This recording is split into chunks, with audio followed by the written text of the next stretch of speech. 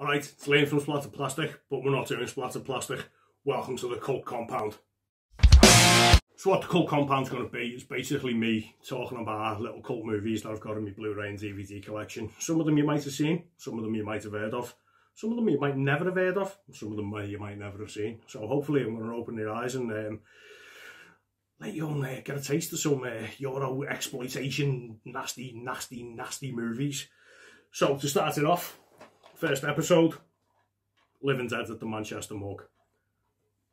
Awesome movie.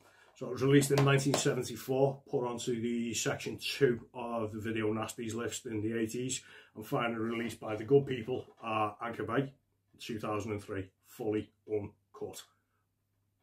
Fully uncut. Oof. So if you haven't seen it, it's directed by George Grau, who's a Spanish director, filming in England, meant to be in Manchester. Bizarre, absolutely bizarre. The living, just think about the title, The Living Dead at the Manchester Morgue, shot in Cumbria in England by a Spanish director. What's going on? Anyhow, stars Ray Lovelock as George, our titular hero, Christina Galbo, I think, as our titular heroine, Edna, and the arch-villain, Arthur Kennedy as the inspector. The plot of this movie basically is George is some little 60s, kooky 60s, 70s little art dealer in London with his little antique shop. Tries to sell a statue, piece of art, to somebody up north, never actually gets there. So it starts off with him packing his bag, got a little leather satchel, of course he has, hops on his motorbike, of course he's got a motorbike, little leather jacket on, flares, psychedelic shirt, revs up his bike, shoots through the streets of London. You know it's England in the 70s because it's smoggy as shit. Shit everywhere, it just looks horrible, and bizarrely as he's going past the train station on his little bike, there's some woman just there flashing with her boobs out. Weird. Very, very, very, very weird. On the way he meets Edna. Well, I say he meets Edna, he doesn't. Edna backs over his bike while he's filling her up at the petrol station, and he kind of bullies her into bringing him to the rest of his journey, because Edna's trying to go to his sister's because there's been some sort of family crisis, and he bullies her into not going to his sister's but bringing him to the art dealer.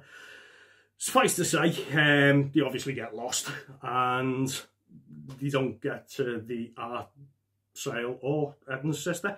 But what they do discover is a load of scientists working on an experimental pesticide, and this pesticide is run gangbusters on the local insect population, so all the farmers are like, yay!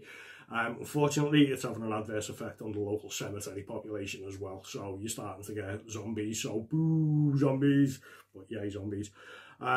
Local graves being desecrated and reports of strange deaths on the rise. Police start to investigate, obviously, because there's one scene in it where there's just this one guy walking around, a guy called Guthrie, who everyone thinks he's a tramp. He's not, he's a zombie. So sometimes you're going to see like a tramp. They're not tramps, they're zombies. Everybody knows that. So the police are all getting involved, and obviously our little groovy heroes get everything pinned on them. So they find that Inspector Kennedy finds them, and obviously George has got this statue in his bag that Inspector Kennedy, or Arthur Kennedy, the inspector, thinks is a satanic statue. So it's obviously all sorts of ritual slayings and grave desecration in the name of Satan and all like that. It's not.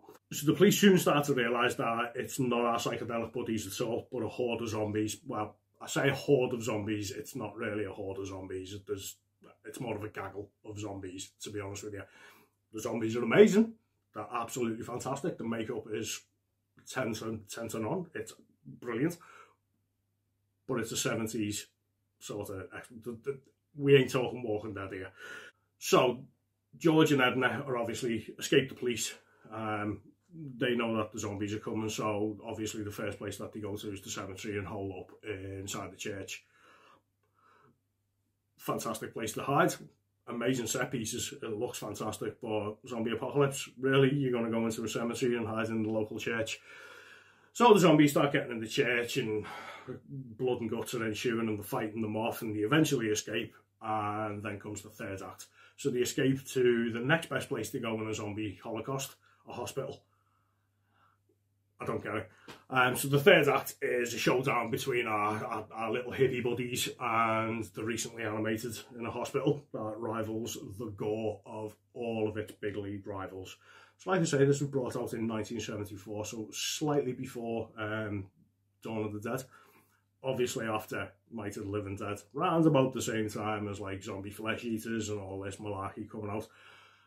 And you can, it's amazing, man. The gore in this film is perfect. It's brilliant. It's done by Giannetti Di Rossi, who's a Fulci favourite for all you Fulci fans out there. So he's done all the effects on most of Fulci's films, most importantly Zombie Flesh Eaters. But he stepped away from the melted red Crayola blood that all of these Euro trash movies utilised, and this blood is gushing red. It looks amazing. My dog loves it. Ludo loves the gushing red in this. You can hear him. Yeah, gushing red. The special effects, the gore in it is amazing. We've got disembowelment. We've got obviously zombie flesh ripping. We've got tit munching. All in glorious 70s Technicolor. It's perfect, man. Go watch it. Go watch Living Dead at the Manchester Morgue. If you can get hold of this version of it, so like say the 2000 uncut release by Anchor Bay, do, because I got this when it comes out and it's a stunning release. The picture on it, even for DVD, you know I'm a bit of a Blu-ray collector, but the picture on it is amazing. The extras on it, what have we got? We have got widescreen presentation enhanced for 16:9 tellies. He hasn't got a 16:9 telly anymore. And an exclusive interview with director George Grau. The interview with it is amazing. It's a really good interview. He like waxes lyrical about like all like the actors in it. A couple of little stories. Gives you the background on why he wants Arthur Kennedy, the inspector, to be an absolute tool in it. It's just like big anti-disestablishmentarianism. Hates the police. Wanted that to come across, and it's very much like we're the police and we're upstanding citizens and you're hippies and you're in the wrong place, and really the hippies are the saviours of the movie. Anyway, if you get it, watch the interview, I'll tell you all about it. What else have we got on here? We've got TV spots, we've got radio spots, we've got poster and still galleries, and unfortunately for me, it's gone. I've lost it. There was a massive collector's booklet in there as well, and I do not know where it is. If I find it, I'll post it up on our Instagram page. I'll do a little video or something like that. But for the life of me, I've moved houses twice. This is gone. It's disappeared. So the cover of it, I think, don't quote me on it, but I think it's the German one sheet. So it's amazing, and that's the inside. So if you can get a look, you can kind of see what's going on with the gore here, you know what I mean? There's like proper autopsy gore going on. This is a still from the movie. So for Giannetti Di Rossi to be doing this in 1974, it's amazing, man. Back cover, all your extras and a couple of little stills. It's a corker movie, man. It's really, really good. Strangely enough about it as well, it's also got about, I think there's about 23 different titles for it.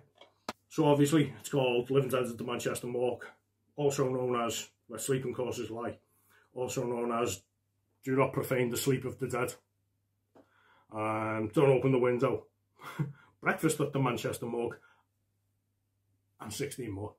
There's loads. So if you have a bit of a Google about it, there's just tons and tons and tons. And that was the way in the 70s, you know what I mean?